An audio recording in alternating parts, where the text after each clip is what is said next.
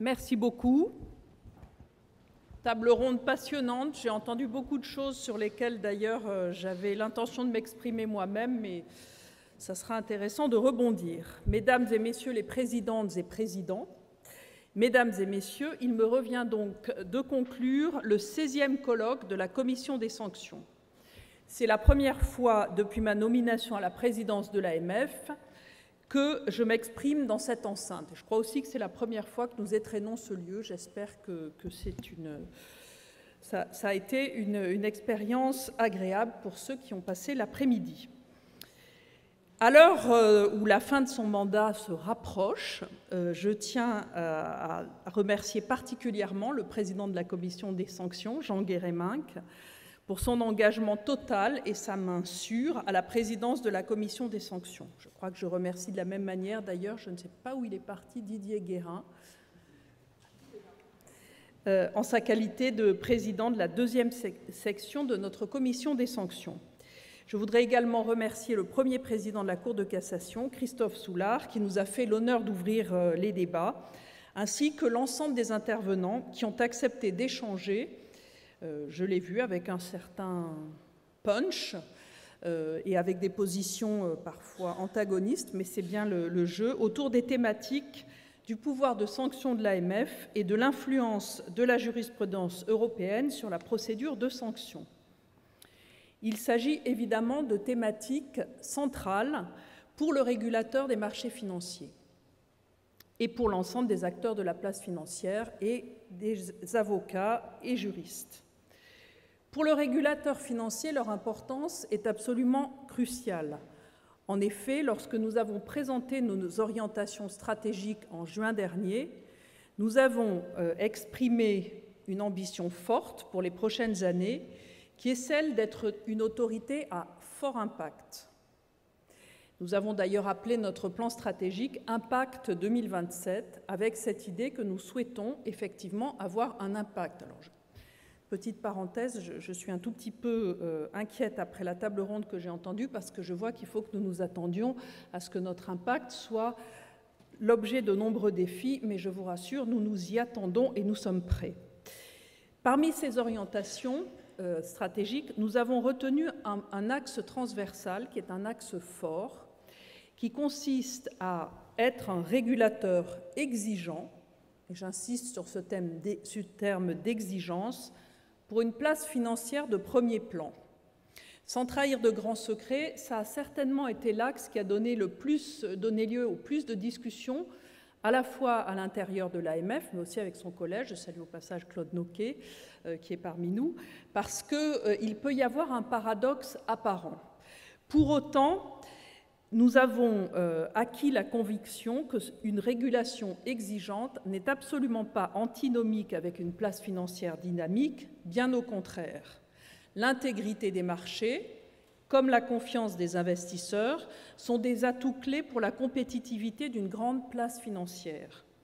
La conquête du premier rang européen pour la place financière de Paris le prouve, alors que la France n'a jamais fait le pari du moins-disant réglementaire. Par ailleurs, la qualité de la régulation est un des atouts majeurs de cette place, de notre place financière. Cela m'est dit très explicitement par de grands acteurs financiers internationaux qui ont choisi Paris pour l'établissement du siège de leurs activités européennes après le Brexit ou qui pourraient très prochainement choisir Paris. Il y a donc un intérêt fort à ce que la régulation s'exerce dans des conditions d'exigence fortes et nous nous fixons donc comme objectif d'être un régulateur exigeant et juste, bien entendu, pour permettre et assurer le bon fonctionnement des marchés et protéger au mieux les investisseurs. C'est pourquoi l'efficacité de nos pouvoirs de sanction, même si la sanction n'est qu'un de nos outils, et que ce n'est pas forcément un objectif en soi d'aller à la sanction, mais malgré tout, l'efficacité de nos pouvoirs de sanction est absolument essentielle. De ce point de vue-là, je vais commencer par quelques mots du bilan sur notre action répressive, même si, encore une fois, beaucoup a déjà été dit. Les échanges de cet après-midi ont en effet illustré le chemin qui a été parcouru depuis 20 ans. Je le dis au passage, l'AMF fête cette année ses 20 ans. Ce n'est pas qu'elle soit née de nulle part. Il y a eu des autorités qui l'ont précédée. Michel Prada, que je salue au passage, était là. Et nous aurons l'occasion de reparler de cet anniversaire des 20 ans. Mais donc, depuis 20 ans, un chemin important a été parcouru. L'AMF porte devant la commission des sanctions des dossiers à fort enjeu pour le droit et pour la place financière, pour l'intégrité des marchés, bien entendu. Et l'AMF est aujourd'hui une des autorités de régulation financière les plus exigeantes. Je le dis et je le prouve. Si l'on se penche sur les statistiques consolidées de l'Organisation internationale des commissions de valeurs sur les 3 dernières années, 2020, 2021 et 2022, l'AMF fait partie des 3 autorités au monde qui ont eu le plus recours aux mécanismes de demande d'assistance entre superviseurs et qui, dans l'autre sens, a fait l'objet du plus de demandes d'assistance entre superviseurs dans le cadre des accords internationaux de coopération et d'échange d'informations. C'est un élément clé. Sophie Baranger l'a évoqué tout à l'heure. Nous sommes de plus en plus confrontés à des problématiques de réseaux d'initiés internationaux. Le fait que nous soyons à la fois proactifs et l'objet de demandes de coopération est pour moi un indicateur clé. Ça n'est pas le seul, mais je tiens à le souligner car cela montre à quel point nous sommes engagés et à quel point nous sommes une autorité investie dans l'exercice des pouvoirs répressifs contre les abus de marché. Depuis sa création, l'AMF n'a en effet eu de cesse que de renforcer sa capacité à être un régulateur crédible, doté de moyens d'action adaptés à son environnement. Et, comme cela a été évoqué, cet environnement, à la fois sur le plan juridique, mais aussi sur le plan du fonctionnement des marchés, a connu de véritables révolutions qui conduisent à plusieurs phénomènes. D'abord, une accélération considérable et une globalisation, je l'ai évoqué, au travers de la notion de réseau d'initiés internationaux. Aujourd'hui, l'AMF peut se féliciter de disposer d'outils, mais je dirais aussi et surtout d'équipes particulièrement engagées. L'AMF est dotée d'un savoir-faire exceptionnel qui est reconnu par nos pairs, mais aussi par les acteurs avec lesquels nous travaillons, grâce à la qualité de ses collaborateurs. C'est d'ailleurs l'occasion pour moi aujourd'hui de saluer cette qualité des collaborateurs de l'AMF et tout particulièrement dans ce colloque de ceux qui sont en charge de la surveillance, mais aussi de nos enquêteurs et de nos contrôleurs, de nos juristes et bien entendu les membres de la commission des sanctions. Je salue Anne Le Laurier que j'aperçois et qui œuvre au sein de la commission des sanctions, et tous ceux que je n'ai pas vus, mais je suis un peu éblouie par la lumière. Je le rappelle, donc, la commission des sanctions est indépendante du collège, ça a été dit. Alors peut-être, chère Sophie, que nous aurions pu faire un choix différent à l'époque, mais enfin, en tout cas, c'est le cas aujourd'hui, et cela ne fonctionne pas mal. Maître Spinozzi disait que finalement, l'adaptation ne pose pas de problème particulier, etc. À voir, c'est une notion intéressante. Je pense qu'il faut quand même être vigilant. Toujours est-il qu'en tout cas, cette organisation fonctionne et va d'ailleurs être renforcée. Je le dis aujourd'hui, le projet de loi de finances pour 2024, qui est en cours de discussion au Parlement, prévoit un relèvement du plafond des effectifs de l'AMF à hauteur de 5 emplois. Je m'en réjouis. Cela nous permettra d'ailleurs de conforter une partie de nos expertises. Nous en souhaiterions bien entendu davantage. On le voit, les défis auxquels nous sommes confrontés sont multiples et compte tenu de l'ampleur de nos missions, nous pourrions évidemment utiliser encore davantage de marge de manœuvre. Toutefois, ce relèvement de notre plafond d'emploi est particulièrement rare dans un univers public. Nous sommes une entité publique. Et c'est déjà, et je le perçois comme tel et le salue comme tel, une reconnaissance majeure de notre rôle et de nos besoins. Notre savoir-faire et l'adaptation constante de l'AMF à son environnement nous ont permis de détecter des pratiques nouvelles relevant des abus de marché, parfois complexes et parfois aussi de les sanctionner, y compris, je le souligne, lorsqu'elles ont été commises à l'étranger, tout en relevant bien entendu de notre compétence. Je pense par exemple à des affaires de manipulation de cours par recours au trading à haute fréquence ou encore aux initiés opérant dans différents pays. Les décisions rendues au cours des 12 derniers mois par la Commission des sanctions illustrent ce bilan. En un an, comme cela a été rappelé par le président Guérémec, la Commission des sanctions a prononcé un total de plus de 126 millions d'euros de sanctions pécuniaires. En tant que présidente du Collège, autorité de poursuite, je ne peux que me féliciter que la Commission nous ait souvent, mais pas toujours, il faut le dire, suivis dans certains dossiers pour lesquels nous avons requis, avec le Collège, des sanctions élevées, mais toujours justes et proportionnées au caractère exceptionnel des manquements constatés. Le Collège a en effet pratiqué, avec une forte conviction, une politique de demande de sanctions pécuniaires élevée lorsqu'il est confronté à des dossiers hors normes. Et c'est régulièrement le cas. Nous sommes confrontés à des dossiers hors normes. Je réagis au passage sur ce qui était dit sur le fait que la politique répressive peut toujours s'adapter à des contestations juridiques. Oui, bien sûr, nous pouvons nous adapter, mais attention, nous ne sommes pas seuls. Il y a aussi en face de nous des gens qui s'adaptent en permanence et dont il faut tenir compte, effectivement, et ce sont ceux que nous cherchons à poursuivre. Le Collège s'attache également à ce que la politique répressive de l'AMF se préoccupe de l'ensemble des domaines qui entrent dans son champ de compétences. Dans la période récente, je ne donnerai qu'un seul exemple, il a ainsi ouvert une procédure de sanction à l'encontre d'une association de conseillers en investissement financier. Je rappelle que ces associations de conseillers en investissement financier, elles sont d'ailleurs au nombre de 4, jouent un rôle complémentaire à celui de l'AMF car elles sont chargées par la loi d'un pouvoir de contrôle et de sanction de leurs membres.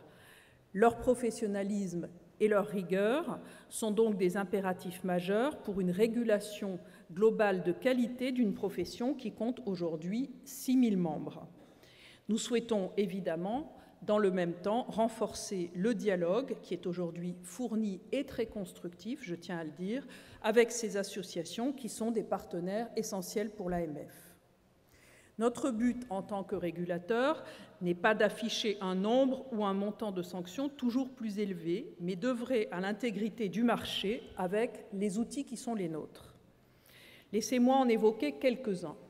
Tout d'abord, un outil qui est sans doute celui que nous utilisons le plus et qui est en quelque sorte préventif, et qui est notre action soutenue de clarification des textes applicables, d'accompagnement des acteurs pour la compréhension et la bonne mise en œuvre de ces textes.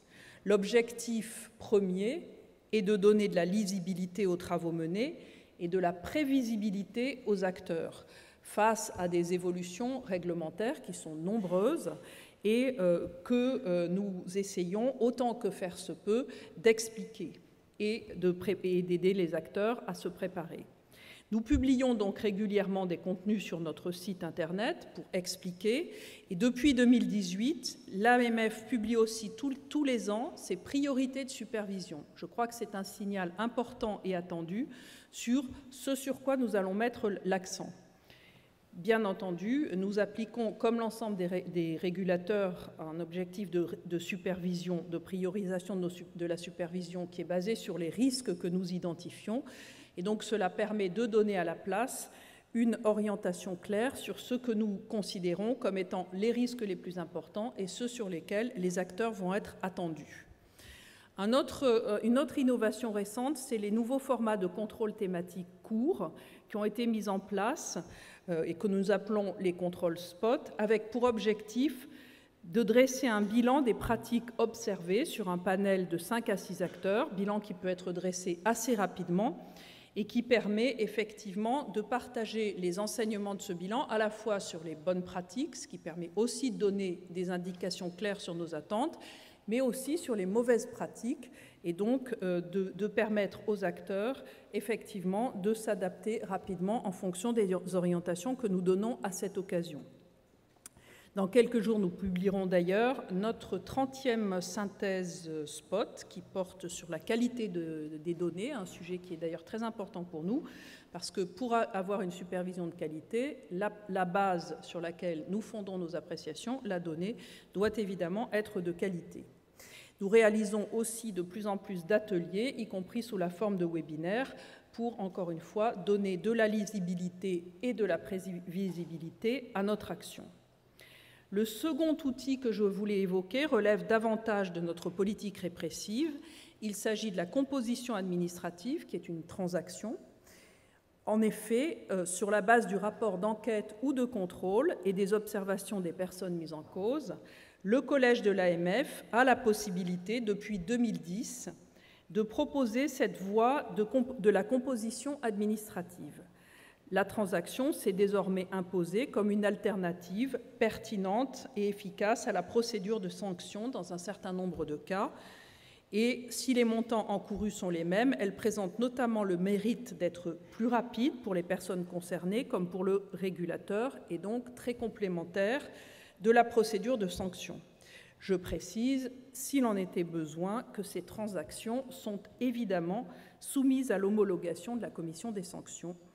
Et cette année, le cap des 100 transactions a été franchi puisque depuis 2010, ce sont 106 accords qui ont été ainsi homologués par la Commission des sanctions. Je me félicite également de la bonne coopération avec la justice pénale. Elle s'illustre bien sûr avec un sujet qui a été manifestement beaucoup évoqué, ce qui est celui de la procédure d'aiguillage mise en place en 2016. Avant de poursuivre des faits susceptibles de constituer des abus de marché, l'AMF consulte le parquet national financier, lui propose très clairement, très opérationnellement, par un courrier que je signe, de se saisir du dossier. Et si le parquet national financier décide de ne pas le faire, alors c'est à nous de traiter, l'objectif étant effectivement à chaque fois de se mettre en situation de choisir la voie pénale ou la voie administrative selon celle qui s'avérera la plus à même de traiter efficacement les faits reprochés.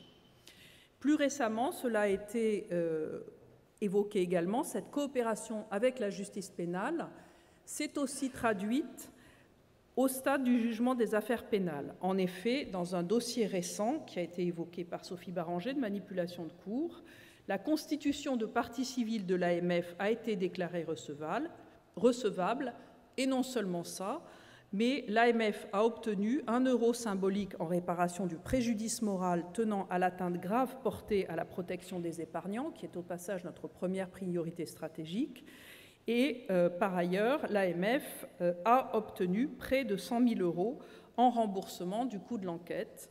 Lorsque l'AMF a eu à engager des moyens, notamment humains, particulièrement importants, il a été reconnu légitime qu'elle puisse obtenir réparation. L'AMF poursuivra évidemment cette politique de présence active lors des audiences pénales, qui est indispensable tant pour apporter aux juridictions notre expertise technique sur les dossiers que pour éclairer les juges sur les conséquences concrètes des infractions pénales qui sont reprochées. Après ces quelques éléments de bilan qui sont évidemment non objectifs, mais j'ai essayé de retenir les points principaux, je voudrais maintenant me tourner avec vous vers l'avenir. Les échanges de cet après-midi ont illustré la nécessité de le faire pour maintenir notre ambition d'être un régulateur exigeant et pour renforcer encore notre capacité d'agir là où les enjeux de protection des épargnants et de bon fonctionnement des marchés, d'intégrité des marchés, sont les plus sensibles. J'en ai fait depuis ma nomination une des priorités de l'AMF qui se traduit, je l'ai déjà expliqué, dans nos orientations stratégiques. En écho avec ces orientations, nos actions répressives doivent s'adapter aux nouveaux enjeux que constituent notamment la finance durable et la finance numérique, mais on l'a vu aujourd'hui aussi aux nombreux défis juridiques qui se posent à nous. Il s'agit tout d'abord de renforcer nos moyens d'action en amont. Nous devons, et c'est un souhait fort, renforcer notre capacité à détecter les comportements illicites et frauduleux et leurs nouvelles formes et à y apporter des réponses adaptées. Plusieurs avancées sont déjà intervenues de ce point de vue-là. Tout d'abord, la loi récente du 9 juin 2023 sur l'influence commerciale qui permet d'encadrer l'activité des influenceurs sur les réseaux sociaux et qui peut avoir, nous le voyons dans notre domaine, des conséquences parfois dramatiques pour un public souvent jeune. Très concrètement, la loi introduit l'interdiction pour les influenceurs de faire la promotion de produits financiers risqués et complexes, ainsi que d'un certain nombre de services numériques. Je ne rentrerai pas dans le détail. Nos capacités en matière de blocage de sites ont été renforcées par cette loi et nous permettent d'intervenir sur la totalité du périmètre des instruments financiers. La procédure elle-même, au passage, a été simplifiée pour plus d'efficacité. Je sais que cette loi est contestée, mais elle ne l'est pas sur les sujets qui nous concernent et qui, je le dis au passage, intéressent considérablement nos homologues étrangers, et notamment européens, qui sont, comme nous, confrontés à la difficulté de faire face au rôle de ce que l'on appelle, dans nos instances européennes, les fin influenceurs, c'est-à-dire les influenceurs qui interviennent dans le domaine financier. J'espère donc que nous pourrons préserver ces possibilités. Nous appelons par ailleurs de nos vœux d'autres avancées pour nous permettre de renforcer nos actions en faveur de la protection des épargnants et de la bonne information des investisseurs.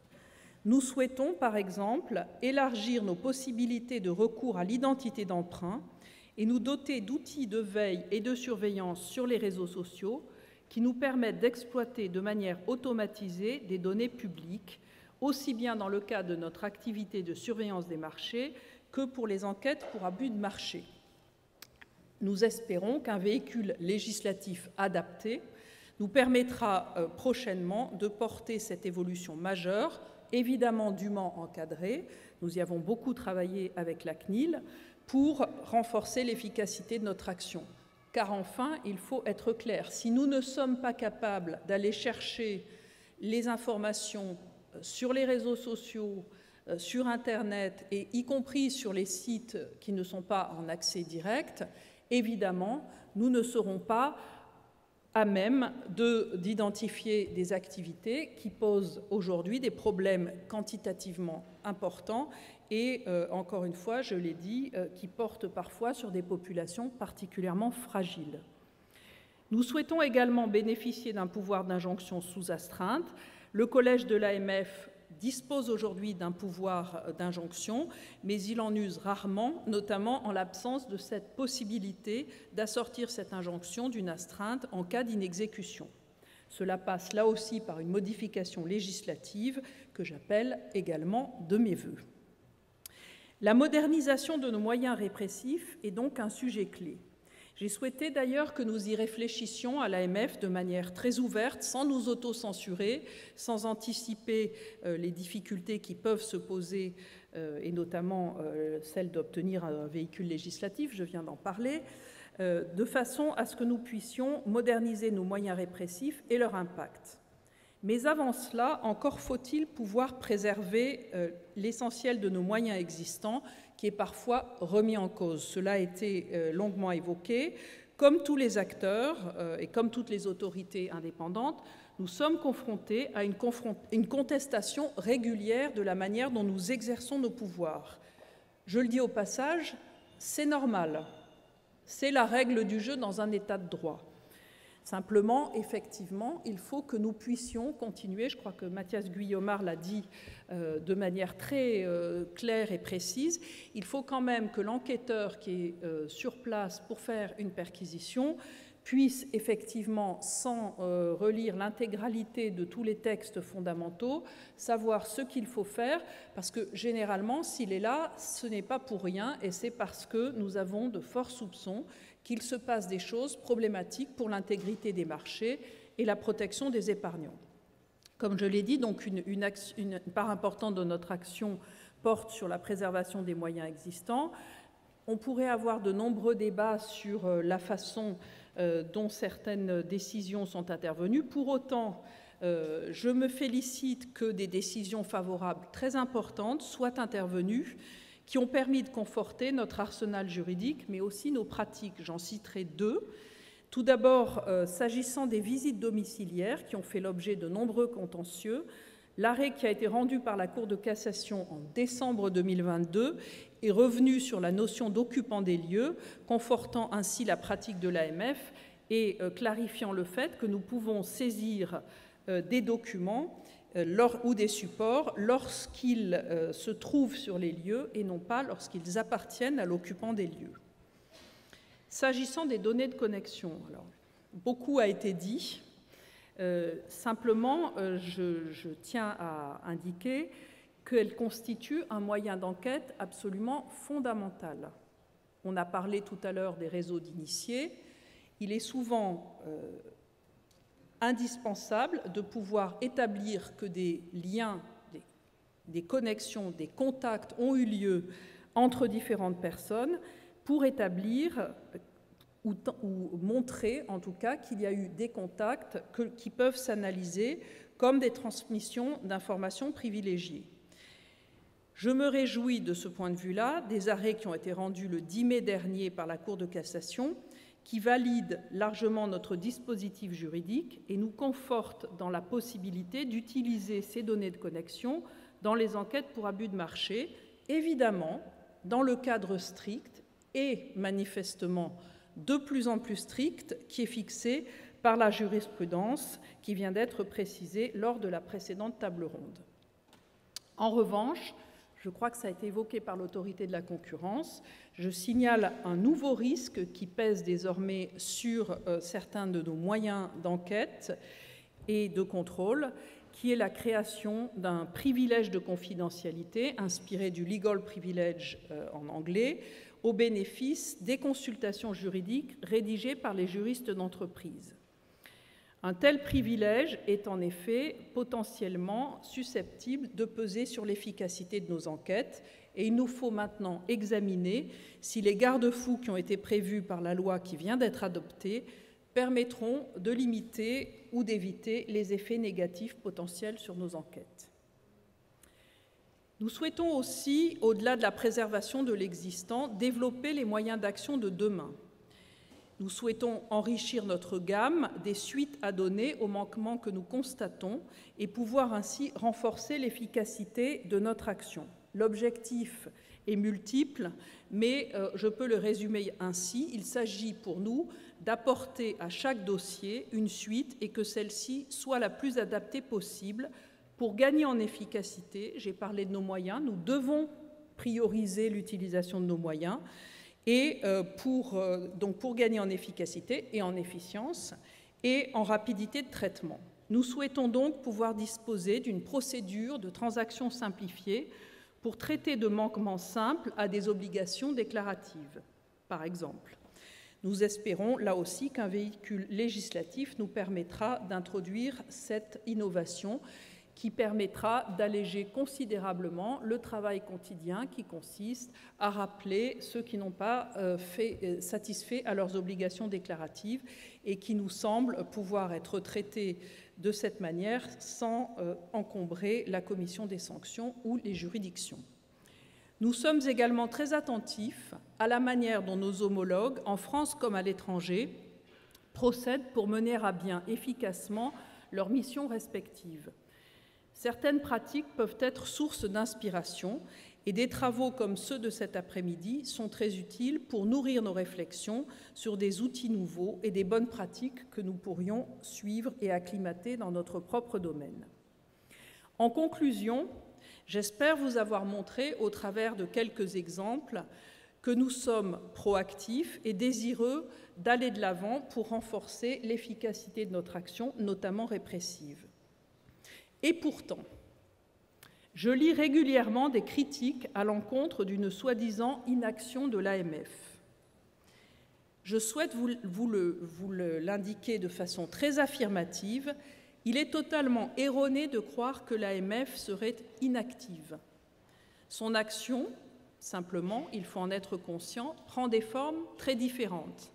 Certaines sont visibles, mais d'autres sont par nature plus confidentielles, ce qui ne les rend pas moins efficaces. Prenons l'exemple de la supervision des entités régulées et des sociétés cotées.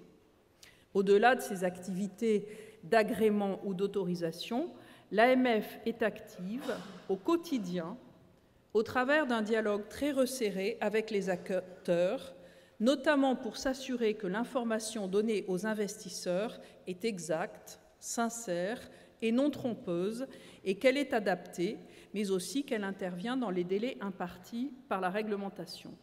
Cette action non visible est pourtant essentielle, et elle est invisible à l'extérieur. L'AMF est en effet tenue au secret professionnel sur les dossiers individuels. C'est sans doute la condition de notre capacité à mener en permanence ce dialogue exigeant avec les acteurs que nous régulons et avec les sociétés cotées. Par ailleurs, lorsque notre action va jusqu'à l'ouverture d'une procédure de sanction, elle s'inscrit évidemment dans une temporalité qui n'est pas celle des marchés.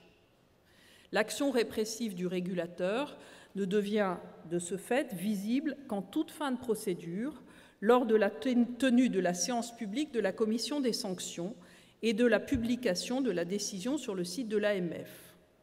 Je n'en disconviens pas, cela peut avoir un côté extrêmement frustrant et j'en suis tout particulièrement consciente. Pour autant, je peux vous l'assurer, l'AMF remplit pleinement ses missions et elle use pour cela de l'ensemble des moyens d'action qui sont les siens, publics ou non publics. Je vous remercie de votre attention et je vous invite au cocktail qui se tient juste à côté. Merci à tous.